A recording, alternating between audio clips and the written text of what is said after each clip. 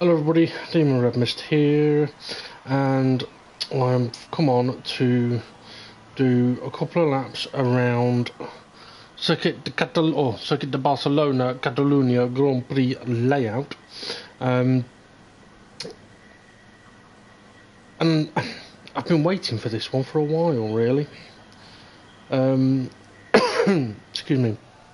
For a few reasons. Hopefully I'm not going to spend too long on this, but no, it could be a long one. What I'm going to do though, before I do go out on track, is I'm just going to sort of give some corner notes. So looking at the track map, if you don't know the track, where the double grey lines are, heading south on the screen towards the 90-degree right-hander, is heading towards turn 1. So turn 1, braking point I'll give as I'm driving it. I'm thinking about just after 100, but anyway. But what I'm going to give you is the gears now. So if you want to make a note of this, you can. So for turn 1, it's third gear corner. If you're having to use second gear, you're braking too late, which means you're having to slow down a lot more, and if you're in second gear, you're slow. So turn 1 is third gear, turn 2 is third gear with a short shift to fourth for turn 3. Turn 3 I'm going to do quite a bit on during this video, but yeah, it's a fourth gear corner. Turn 4, it's a tricky one in this car because of the gears. So it's second gear to get it going into the corner, and then probably a short shift to third on the way out. Turn 5, the downhill left-hander, tricky corner. Don't brake late, because you will slide straight on. Second gear corner, and if you get on the power too soon, you'll run wide, but you do need to use the exit curb there to get maximum speed. The kink is just flat out. It is technically turn 6, but yeah, we'll call it 6. Okay, so turn 7 and 8, left-right chicane, going up the hill. This is a crucial one for regarding your braking. Your braking point means everything into those two corners. It should be a third gear left, and then potentially short shift for the right. But to make that work, you need to be in 5th gear before you hit the brakes, because you need to be going down 2 gears to get to 3rd. If you're elongating the gears and staying in 4th, you're going to end up going down to 2nd, and you're going to be going slower, and the car's going to be more unstable. Hopefully I'll be able to show about that. So yeah, 5th gear heading towards the corner, 3rd gear for the left-hander, and then accelerate obviously through those corners. Then we're heading up the hill to turn 9, 90-degree right-hander, very quick corner. Now in this car, if you struggle at that corner, use 3rd gear. It can be done quite comfortably in 4th gear, but I do know some people may struggle with it to begin with. It's a tricky corner in this car because it's not quite flat out. In an F1 car, it's pretty much easy flat out. In a Red Bull Junior, it's easy flat out. In this car, it's not quite right flat out. You're going to run wide.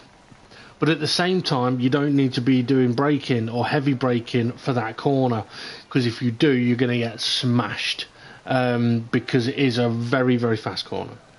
Okay, that's turn 9 over the top of the hill. Then we've got a long straight into this hairpin we can see on the screen. Now, I would recommend getting up to 6th gear, and the braking point again here is crucial. At the moment, I am taking entry to the hairpin in first, but I'm using 2nd gear as soon as possible on the way out of the corner. Okay, be very careful there. You can lose the rear and spin, especially if you've got steering angle on.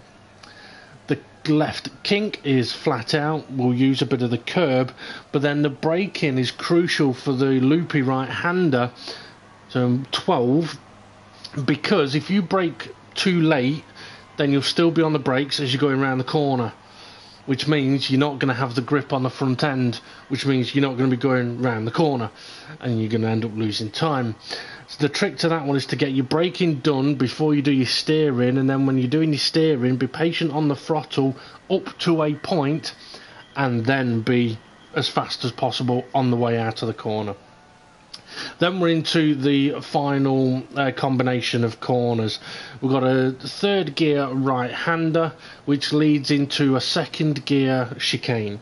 I would not recommend using first gear through the chicane because it's too perky on its acceleration and the risk of losing the rear end is high.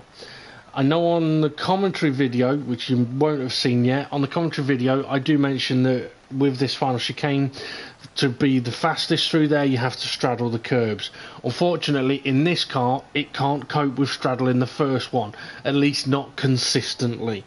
So I would highly recommend avoiding the first sausage curb but straddling the second one.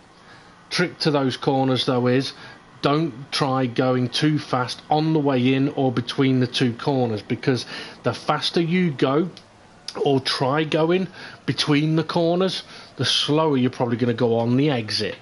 Okay, I'm now going to head out onto the track and hopefully show some of what I was talking about there. Now, I did say as well that I was going to sort of show something about turn 3. Now, turn 3 around here is the best possible place to show and explain something I've talked about before, which is when you get understeer, the automatic reaction is to try and steer more, and what happens is you get more understeer. So what you need to do is steer less, come off the steering so that the tyres can re-grip and then you can steer. Turn 3 is perfect for showing that, so hopefully I will show that during this, because I know some people do struggle with turn 3 around this track. Now admittedly it tends to be what you're doing before you actually go into the corner, what you're doing as you're getting into the corner, and then what you're doing when the car starts understeering. But it all tends to stem from what you do before the corner. But hopefully I'll be able to show you a way of taking it that will just make it a lot easier. I will quickly mention as well though, this circuit notorious for being a bit of a tyre killer, so where possible you do not want to be sliding the tyres around. You can get away with it a tiny little bit, but if you punish the tyres, this track will not be nice to you.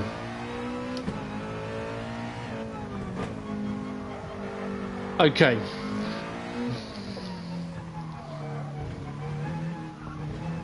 So, final corner should be flat out in this car. Don't elongate the gears here, you don't really need to. You want the speedo going up as quickly as possible. Okay, we're going to brake about 100 meters. Okay, so that was potentially a little bit too late. Got on the dirty bit, lost the rear. Don't do that, Dave.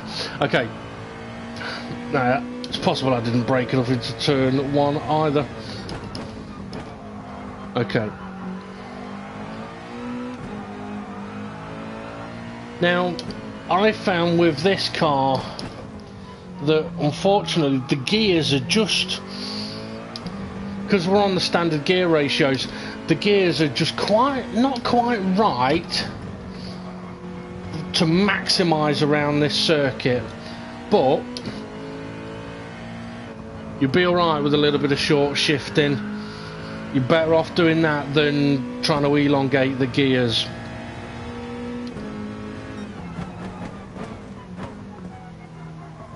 Now, for me to give you my exact braking point into the hairpin could be a little bit tricky, because the point I'm using is actually a non-marked part of the road, or at least a lighter patch on the road, which may be difficult to sort of pick out without being able to actually sort of point at it. But Right, okay, let's try this again, shall we? So, I'm going to brake just before the 100 metres, but the aim here is to be off the brakes and in third gear as we turn in.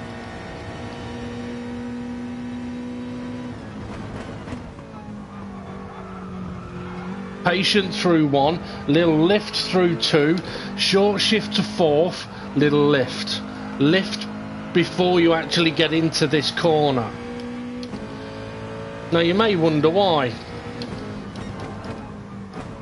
Well, the answer is if you don't, you'll run wide. Okay, don't brake late here, brake on top of the hill, patient until the exit, and then use the curb here. It allows you to straighten up the car. Fifth gear, brake before the curb. Third gear, straighten the wheel as you're on the power. At the end of the curb, lift off, no brake, just turn in. Once it's gripped up, you can feather your throttle till you're around the corner, preferably take it better than that. Brake about 115 metres for the hairpin. But as you're on the power, before you full power, short shift to second, brake before you turn. At the sausage is where you should be starting to accelerate again, preferably full throttle as soon as possible. Patient here, brake at the bridge. Second gear, avoid first sausage, straddle second sausage, careful of the rear trying to step out. Okay, so let's go again. Not the best of lap times there, but anyway. So, as I mentioned, brake just before the 100 metres. Some people do like to try using a bit of curb here as well to open up the corner, but this car does struggle a little bit through to 1 and 2. Short shift, little lift, and then feather your throttle. Don't steer too much, and if you do start running wide, come off the steering, and also if need be, come off the throttle as well. Second gear on the way in, third gear mid-corner on the way out, brake on the top of the hill for second gear and slow it down. Make sure you don't get on the power too soon there. Up to fifth, brake just before the curb for third gear, get the left wheels on the curb and then just touch the sausage. Up to fourth gear, end of the curb, lift off, turn it in. Good line, and now we can get on the power. Ideally, right hand wheels want to be on the curb on the right. Brake about 115. First gear, but as I start putting the throttle on, just before full power, second gear. I don't want first on the brakes. This sausage curb is where you want to be trying to speed up again. If you go too full throttle too soon, you will start losing the rear. Brake at the bridge. And don't be afraid of using the exit curb there if it allows you to straighten the wheel up, okay? Right, what I'm going to do this time is, through turn 3, I'm not going to do a lift on the way in, and we'll see what happens as I go around the corner.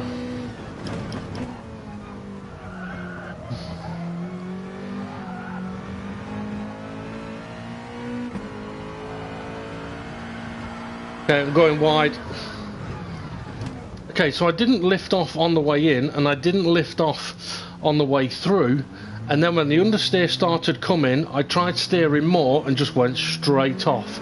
Now, admittedly, I exaggerated it because once the understeer came, I kept my foot in it. You shouldn't do that, because you will just do what I did then. The next time around, I'll try and sort of do a similar thing, but then see if I can show how coming off the steering helps more.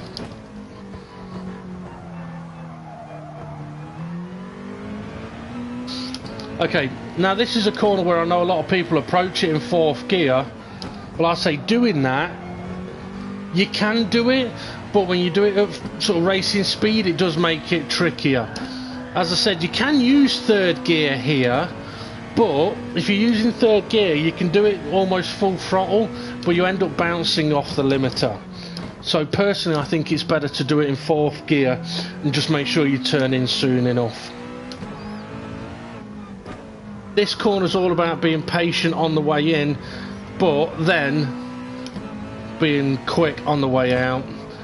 I've not mentioned about a braking point for that corner yet, because I've not really been looking for one. Because that, if you remember from a previous video I've done around here, approaching that right-hander is an odd one, because for me I do it all on sound of the engine. Okay, so let's see how we get on through turns 1 and 2. Now turn 1, you can use the curb, and the perfect positioning is a bit like that. Okay, so full throttle on the way in, understeer's coming, for keep steering. Right, I've stayed on the track there, I've kept steering, but I've left it off the throttle. Now I've stayed on the track, but I've punished the tyres doing that, right? So although yes, I've been able to stay on the road, I've done it in a way which is going to hurt me on my overall grip, my stint length and my lap times going forward. And you got to think as well, if you're understeering, you're sliding. If you're sliding, you're heating your tyres. If you're heating your tyres too much, you're not going to have grip when you get to the next braking point, the next corner, and then it's going to compound the problem.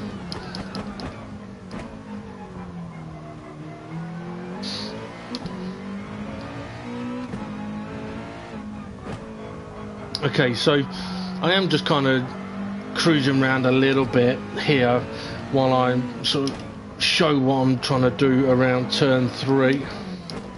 But also for me, I'm having to actually focus on where I'm putting the car through that final chicane. Instead of just straddling both curbs like I've learnt to do, I have actively got to go, right, avoid that first one and straddle the second one. So I'm practicing a little bit of my own consistency there.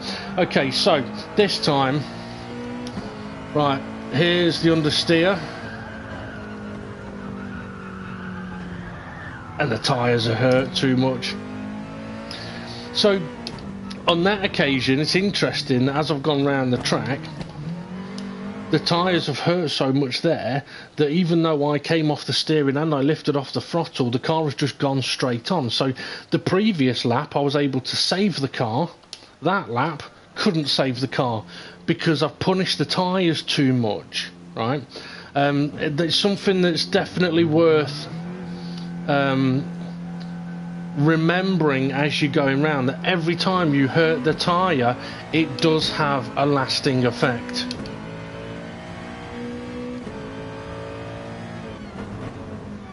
So this for me is where for turn 3, the lift off here is crucial, because it allows you to just get the right balance through the corner.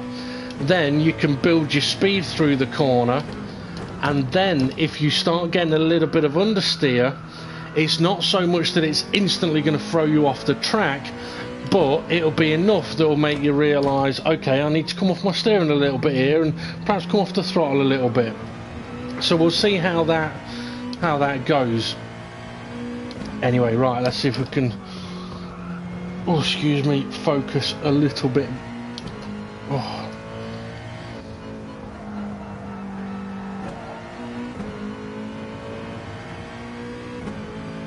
Okay, I did mention as well about the braking point. My braking point, there's kind of a clean patch.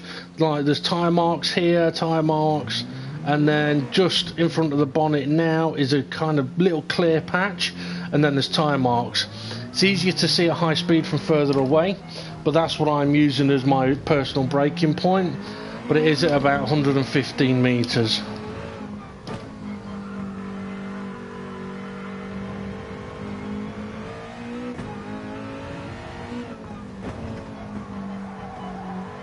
Tyres have got a little bit cold from sitting still for a moment.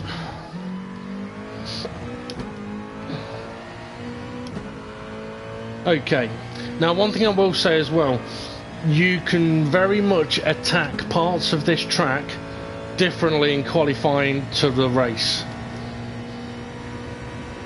Okay, so braking just before the 100, third gear for turn 1, little lift for turn 2, short shift, little lift, and that's going to allow us then to push. And if we get understeer, I shouldn't be getting understeer there. Unless I'm not attacking it properly, I'm not driving properly, Dave. If you're going to do a tips video, at least fucking drive it properly, you knobhead. Talking too much instead of just doing. Right. Okay, we'll carry on with the lap anyway. 5th gear, down to 3rd, use a bit of curb, straighten the wheel. Up to 4th, lift off at the end of the curb, get on the curb, and then on the power, use the exit curb as well. Brake at 115. 1st gear on the way in as the throttle goes on, 2nd gear, and then you can go full throttle, get that steering straight. Try and get all your braking done before you really have to turn in for this corner.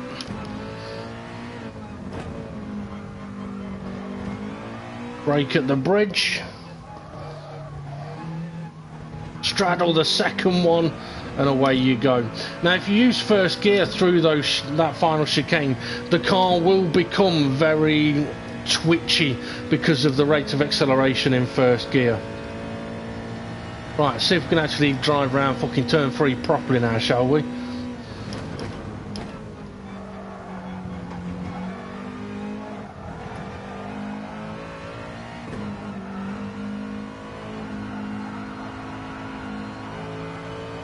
So as I'm going round there, it's a feathering of throttle and coming off the steering. Down to 2nd gear for the turn in. I've tried turning in 3rd gear, it doesn't really like it. Brake on the top of the hill, brake hard, and then work your way off the brakes, but be patient on the exit. We'll use that exit curb. Up to 5th. Brake just before the end of the curb for down 2 into 3rd. Straighten the wheel up before you're really attacking. Lift off at the end of the curb, turn it in, get on the apex curb and floor it. Mid corner to exit. Now you may notice I'm going down to 1st gear at quite a late point there. And that's to make sure I'm not bouncing off the limiter.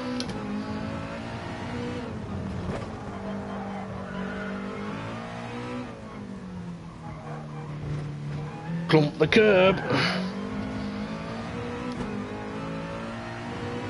Now what I will say is regarding the final chicane, you can straddle the 1st curb, but you can't do it consistently in this car. And this car, it tends to, when it reattaches to the track, when it bounces back onto the road, that's when it spins wildly out of control.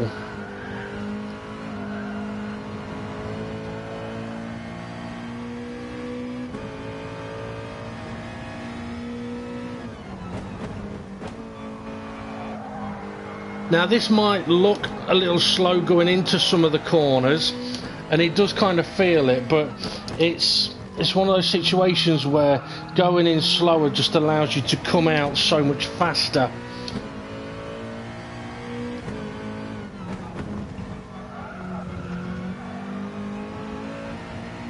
Because one of the tricks with this particular circuit is it's not necessarily about getting around it fast, it's about getting around it consistently.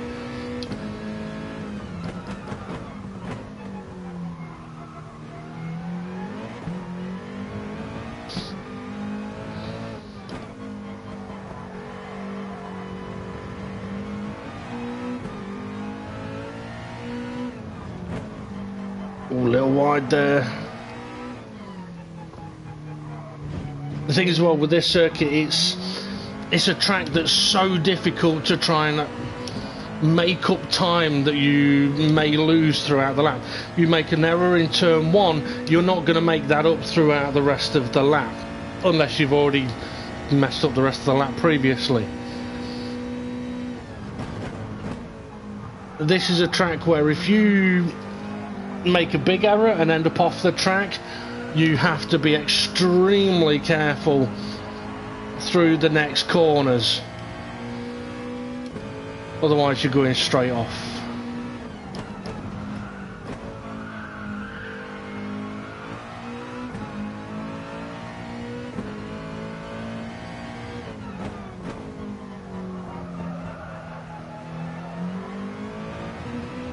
And something else with this particular track is if you get off the racing line here, oh, it's dirty, it's slippy.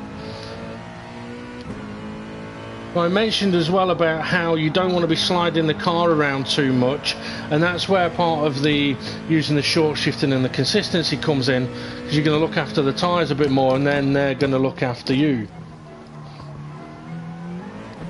So like there, for example, I'm getting 0 wheel spin, but if you're exiting that corner too aggressive and sliding the rear out, you're going to suffer all the way through all of these corners and your tyre wear is going to be huge.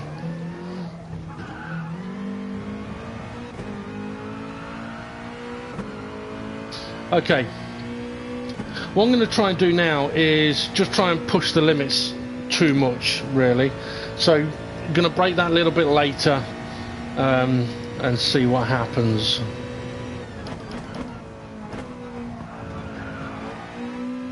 So yeah, use second gear, sounds fast, but now I'm out of position, and if I've had to lift off more through 3, and now I need to come off the steering to grip up.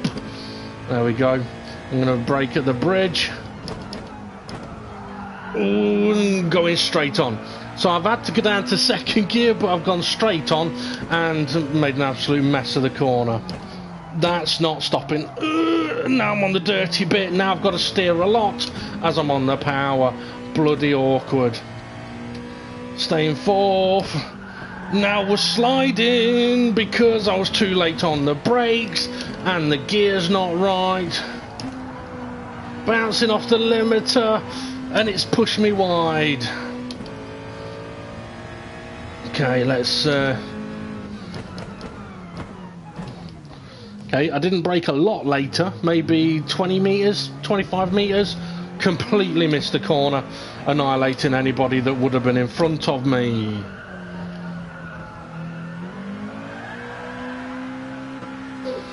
Too much throttle too soon, you're going to get sideways. Same here. And same here. Too much curb, too much steering, too much throttle, you're going to spin. Calm, collected, very useful around here. Okay, now I'm just going to sort of quickly show what you may need to do if you're going to be off the racing line. So, I mean, turn 1 is an overtaking opportunity as you're making the run down there, braking before the 100, and you will need second gear, and you're going to need to leave space on the left, and then you're also going to need to leave space on the left here, which means you're more than likely going to have to hold on to third gear for much longer. If you're up the inside here, brake at the same point, but stay on the brakes longer so you can hold second gear and be cautious on your accelerating around the corner so you don't run wide. I'll show going up the inside into that corner next time around. This chicane, not really an overtaking place unless you are already alongside, because this becomes a very tight corner and leaving space there is very difficult. This also, if you do overtake here, you are going to need a dab of the brake and third gear, but bear in mind, shit slow doing that. Hairpin, you can brake at the same point, but bear in mind you're going to have to stay on the brakes longer because now you've got a really tight corner, and when you get on the power you're still going to have your steering applied, so you're going to be running the rear of the car a little bit slippery. Okay, I would not recommend attempting to overtake here, and I would definitely not recommend overtaking here because you'll need first gear, you'll be on the curb, and I nearly spun at 34 miles an hour. So if I was attempting an overtake there, I simply would have failed it. It's not even worth trying. Okay, so kind of go through that again, but I'll try and do it at a slightly better pace. So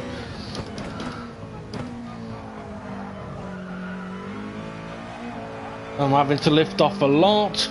Third gear. I could go to fourth, but I'm going to have to lift off a lot anyway to make sure I leave space on the left of me.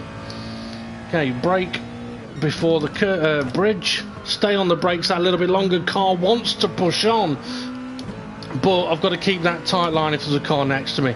Up the inside here, you can brake at the same point, but you're going to run deep, so you have to brake early if you're going to brake. So try up the inside into that corner.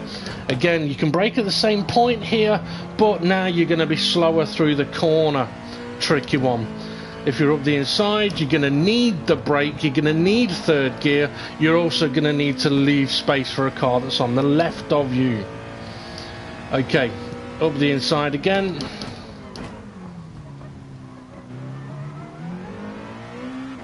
So struggled to leave decent space, and also if I'm now ending up around the outside here, it's a horrible place to be. Okay, if you are up the inside here, you're going to need second gear, you're going to need to hug that curb. You would then be on the outside here, and you would need first gear, and it would be so slow. I know it's a racetrack, and you should be able to attack pretty much anywhere, and sometimes the opportunity will just happen. Like someone may make a mistake and you'll end up side by side there. That's different. Choosing to chuck it up the inside into those final corners, not wise at all. Okay, now there is one more corner that I just want to quickly comment on. And actually, I mean, I'll give another tip here as well, that I know some people find this car a little bit loose on the rear, but I find it very oversteering. There can be a number of reasons, things that cause that. There are a few ways to save it when it happens. One, come off the steering. Apply opposite lock if needed. 2, come off the throttle. 3, short shift. 4, don't do it in the fucking first place. But around some corners you want to keep the power on, so sometimes you want to keep your foot in, but then it's all about what you do with your steering. Now the corner I'm going to mention about is, I've already talked about this one, short shift to second, then full throttle, don't get no wheel spin, and it helps when your wheel's straight. But it's this corner, a lot of people lose control around this corner. It tends to be because they come into the corner too quick and end up away from the apex a bit, which means they've got to steer more, and if they're in over here, chances are they're in a battle, so they've steered more, but now they're on the throttle, and they're on the throttle too soon with too much steering, and the rear goes all light and twitchy. You add in the factor that you've just had a massive braking zone into a hairpin with a tricky traction zone. If you're sliding the rear on the exit of the hairpin, you're probably going to slide the rear here as well, which is why the way that I'm mentioning to take both of these corners does it in a way that doesn't kill the tyres, and you can be smooth through here all the time. You don't want to be running wide through this corner because it causes you to have to steer tighter, whereas if you can brake before you have to steer, get it slowed down to second gear, wait as you sort of hug the apex, then as you get part way around the corner, you can start working the throttle on, and then you can start working the steering off, and you can go full throttle. And then as that's happening, because your tyres haven't been ruined, when you start losing the rear end, if that happens, you can apply a little bit of opposite lock to counteract that. Now I could try showing that, but I'd fuck it up. So you just have to remember what I did about 15 minutes ago when I actually did it there. Okay. I will also mention actually the pit lane here. If you are going to go into the pits, please make sure that there is not a car on the right of you. Even if you've messed up the pit exit, sorry, the final chicane, and you decide, okay, you want the pits, make sure there's not a car next to you.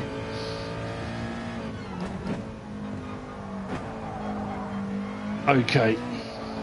Now, I do know that with this particular track, some people may watch this and go, that's not how I would approach turn 1, 2 and 3. But to be fair, a lot of it is personal preference, but also car dependent. This car does not seem to like trail braking.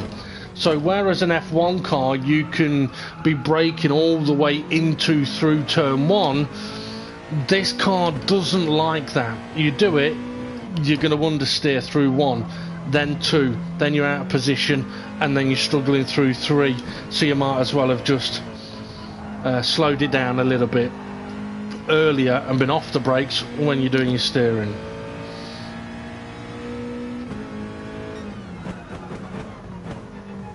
Now what I will say is as well about turn 1 here, it's always worth checking where the brake marker boards are, so that if any of them get hit and disappear, you can try and find yourself a reference point. Goes with any track really, that, but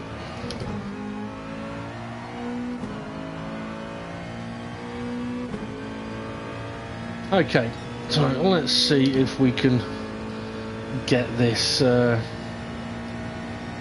going quite nicely. Personally, I don't like to use too much curb on the left here. I find it unbalances the car a bit. I prefer to be consistent on the way in.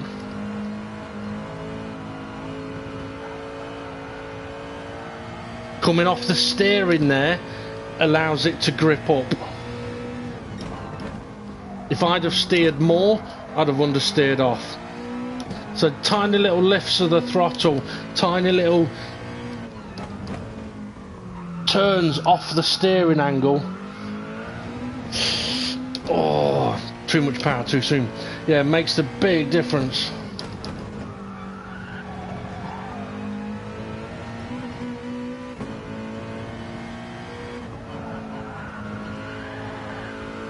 Interesting, that slight moment wide through turn 5 has cost me all the way through turn 9 with grip. So through from turn 5, 6, 7, 8, 9 all suffered because of it.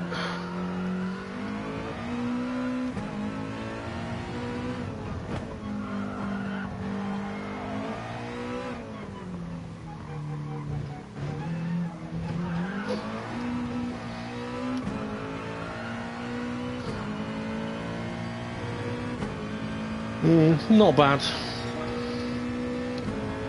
Not great, not bad. There's more time there, that's for certain.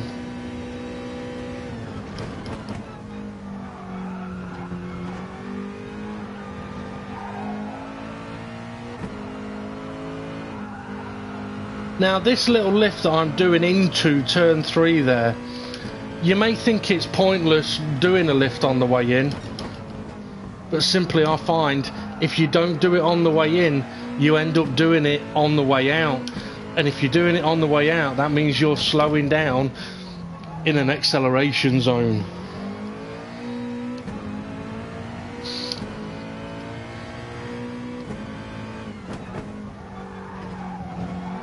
Okay, got much better grip through there this time because I didn't heat the tyres through 5. Much better grip there. Although I've run wide. That's my own fault. That wasn't to do with grip of tyre.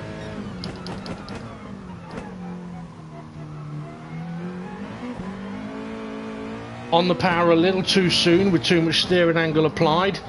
Killed it with a short shift.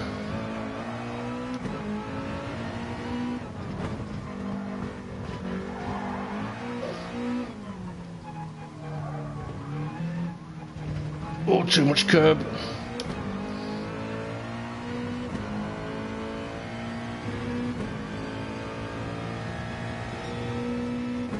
Right, I am going to try trail braking into turn 1 on this occasion, just to see what happens. So I'm going to brake a touch later as well.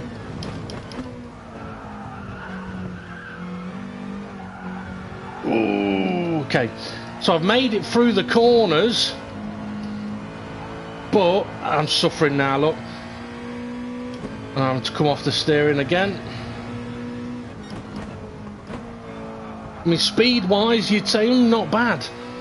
I wouldn't want to do that multiple laps in a row. It's going to kill me tyres. And struggling a little bit under braking there because of it, and now running wide. So now I'm making the problem worse. I haven't got the grip. I can feel it.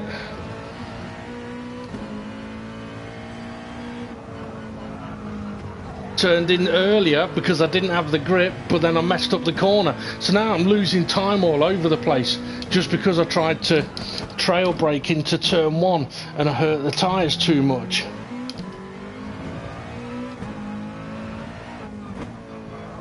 Now, okay, I'm saying that the tyres are damaged, but that doesn't mean that they're done. It doesn't mean that they're ruined. The fuel might be. What it means is you have to be aware that you've just hurt the tyres a little bit, so what are you going to do about it for the next few corners? Well, you might have to brake a little bit earlier, you may have to wait a little bit before you get on the power. You may have to realise that you're not going to be able to go into a corner as quick as you want. So if I revert to taking turn 1 how I normally would, I can still make it look. So even though I punished the tyres on the previous lap, I can still make it in the way that I want to, because the way that I want to take it isn't punishing the tyre.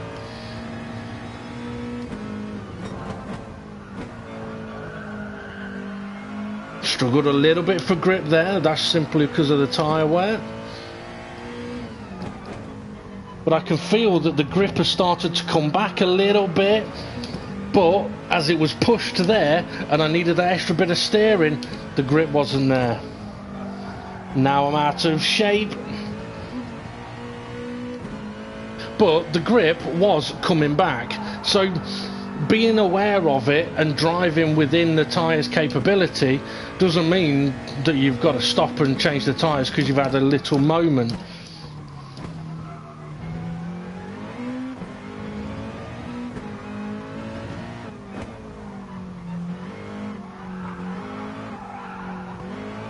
Now I intentionally drove that badly then to hurt the tyres, to see what it would do here. Oh, on the curb. Ooh. Being all over those curbs in this car is not a good idea. Punishing your tyres around this track is not a good idea. This is a track that will reward consistency pretty much all the time. It simply will, because if you're a hot lapper, and by that I mean you literally just go and do qualifying laps, that's all you're really interested, who can do the fastest lap time, good stuff, great, well done, you're fast, but can you do it again and again and again and again and again? Because I'd rather be 3/10 slower but do similar lap times for 10 laps than be 3/10 faster on one lap but then 5/10 slower for the rest of a stint.